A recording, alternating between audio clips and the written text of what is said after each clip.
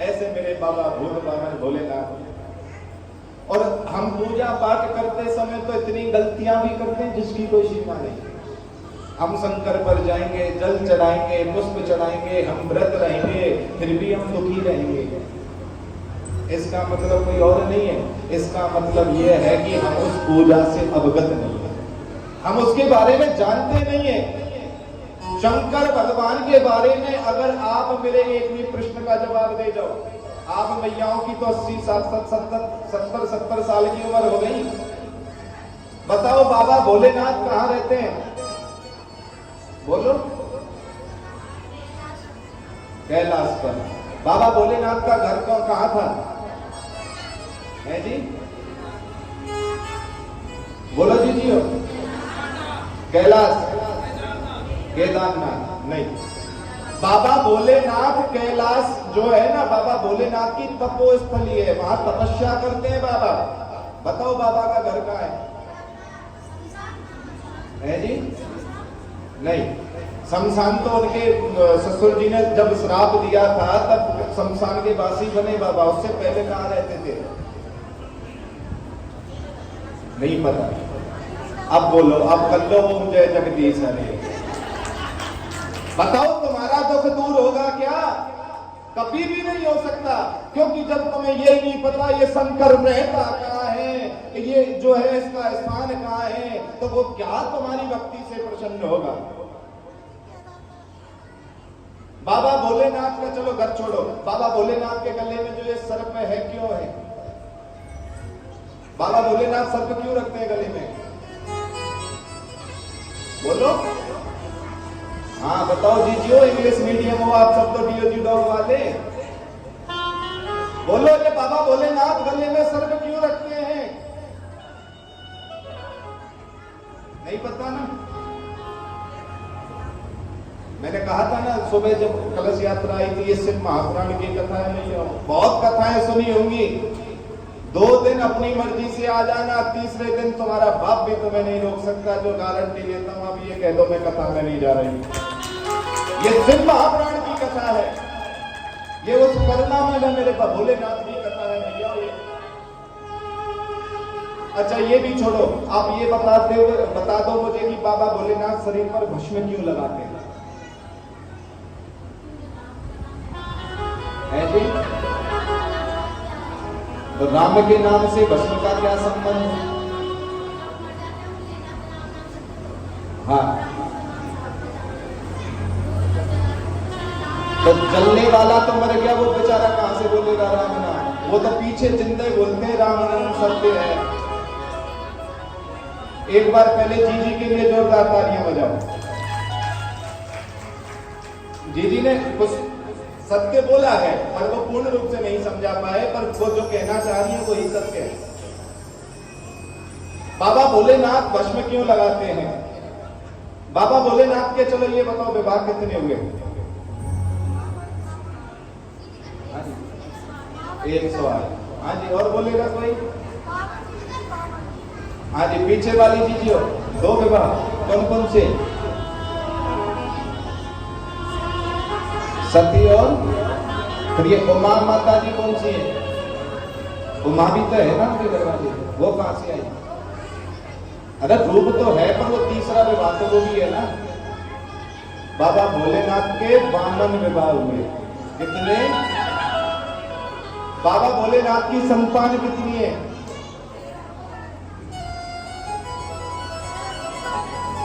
बाबा भोलेनाथ क्या तुम्हारे दुखों को दूर कर सकते हैं ये बता दो। है जी? नहीं, बाबा भोलेनाथ क्या तुम्हारे दुखों को दूर कर सकते हैं? है जी? नहीं कर सकते ना, क्यों? बोलो क्यों नहीं कर सकते?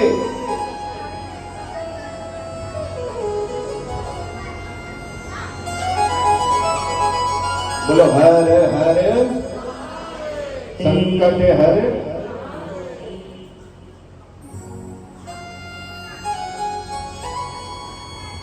सोचो जब तुम बाबा के बारे में जानते नहीं, बाबा के बारे में तुम्हें ज्ञान नहीं, फिर काहे को सोमवार का व्रत, काहे को सावन में भीड़ में लगे रहना, दुखी होना, मत पड़ो चक्कर में। सत्य बोल रहा हूँ, कोई फायदा नहीं मिलेगा भैया। इससे अच्छा तो अपने घर में बैठ जाओ, कम से कम हाथ पांव तो सही सलामत रहेंगे। अरे शंकर के बारे में कभी जाना नहीं, उस भोलेनाथ के बारे में कभी आपने जानने की चेष्टा की नहीं। और देखो हम लगे रहे बस दिखावा।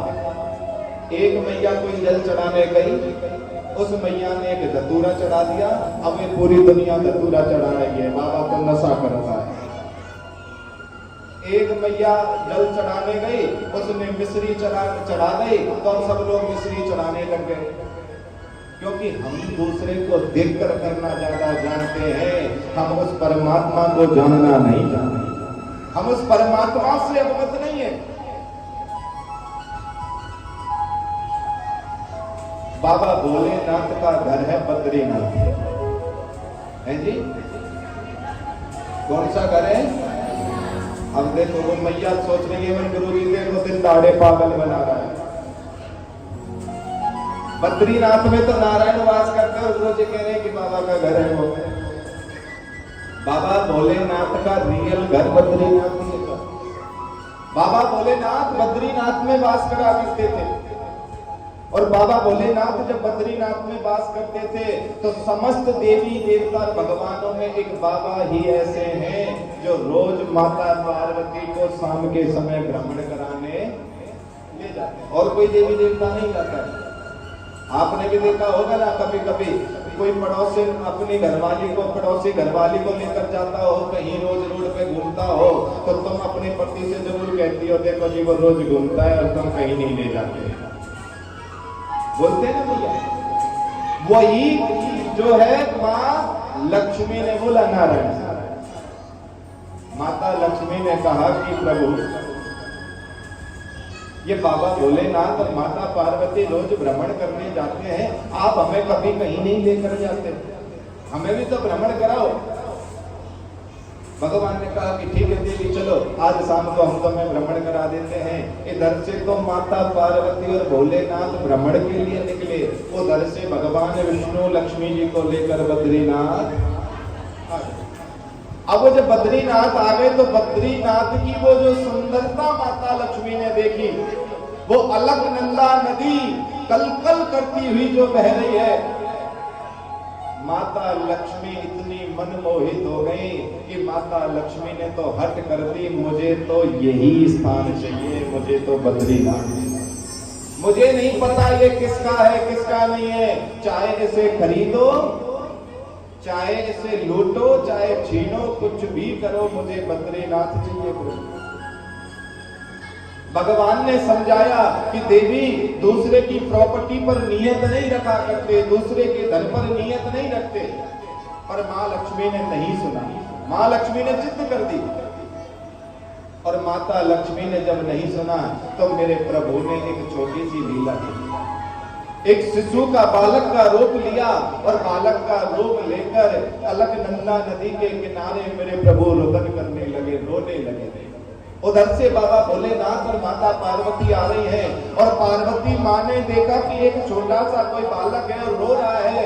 माँ दौड़ कर गई और जाकर उस बच्चे को उठाने लगी। तुरंत बाबा ने पीछे से आवाज लगाई कि अरे पार्वती, किसी दूसरे के बच्चे को गोद नहीं लेते, गोद लेगी तो क्या करना पड़ेगा?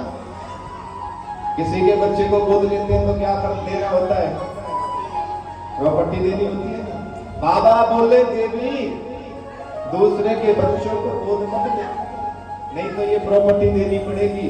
माता पार्वती ने नहीं सुनी और माता पार्वती ने उस बच्चे को गोद में उठा लिया।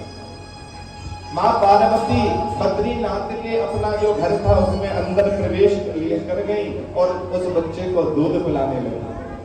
बच्चे को अब खिला रही है। दूसरे दिन माता पार्वती और बाबा भ्रमण के लिए गए, इधर से उस बच्चे को उसी घर में छोड़ गए।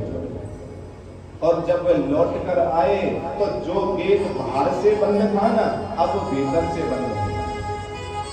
माता पार्वती ने आवाज लगाई कि घर के भीतर कौन है, दरवाजा खोलो। अंदर से कोई आवाज नहीं आई। बाबा बोले, देवी मैंने कहा था ना किसी दूसरे के बच्चे को गोद मत ले, तूने नहीं सुनी मेरी। माँ पार्वती को क्रोध आया। माता पार्वती ने कहा, अगर बाहर निकलते हो तो निकलो, नहीं तो मैं तुम्हें श्राप दे दूंगी। तुरंत मेरे नारायण ने दरवाजा खोला और हाथ जोड़कर खड़े हो गए। माँ पार्वती ने कहा कि प्रभु आप ये क्या लीला है? भगवान बोले कि मैया मुझे क्षमा करना। माँ से तो बेटे का अधिकार चल सकता है पर घर वाले का नहीं चलता सर। अब क्या करूं मैया, लक्ष्मी ने जिद कर दी है, मुझे यही घर चाहिए। अब बताओ मैं कहाँ जाऊं? अब आप एक काम करो मैया, आप कोई दूसरा ठिकाना देख लो और मुझे यही। माता पार्वती बोली कि प्रभु ये तुमने छल किया है हमारे साथ, पर ठीक है जब तुम मांग रहे हो ना, मैं ये घर तुम्हें देती हूँ, पर मैं एक श्राप देती हूँ कि जैसे जैसे ये कलयुग खत्म होता जाएगा ये बद्रीनाथ नष्ट हो जाएगा। और ये सत्य है कि ये कलयुग का अंत होगा तो बद्रीनाथ नष्ट हो जाएगा, वहीं वो समा जाएगा। और उसके बाद दूसरा बद्रीनाथ होगा जिसका नाम होगा भविष्य बद्रीनाथ। क्या नाम होगा? और उसी बद्रीनाथ में मेरे बाबा भोलेनाथ और माता पार्वती पुनः वास करेंगे, उसी बद्रीनाथ। और बाबा भोलेनाथ और माँ पार्वती तो वहां से चले गए। अब लक्ष्मी जी बड़ी प्रसन्न होकर आई और जैसे ही लक्ष्मी भीतर घुसने लगी तुरंत मेरे नारायण ने रोक दिया, मेरे विष्णु ने रोक दिया। सुन लक्ष्मी, नहीं भीतर मत आना। अरे तुमने दूसरे की प्रॉपर्टी को मुझसे छिनवाया है, तुमने मेरी माँ पार्वती और बाबा के आत्माओं को दुखाया है। अब मेरा तुम्हारा मिलन नहीं होगा। आज भी आप बद्रीनाथ जाओगे ना तो लक्ष्मी मैया बाहर बैठी है और भगवान विष्णु भीतर बैठे हैं। आज भी भीतर नहीं है लक्ष्मी मैया का वास। इसलिए जीवन में कभी भी दूसरे की प्रॉपर्टी पर नियत मत रहे।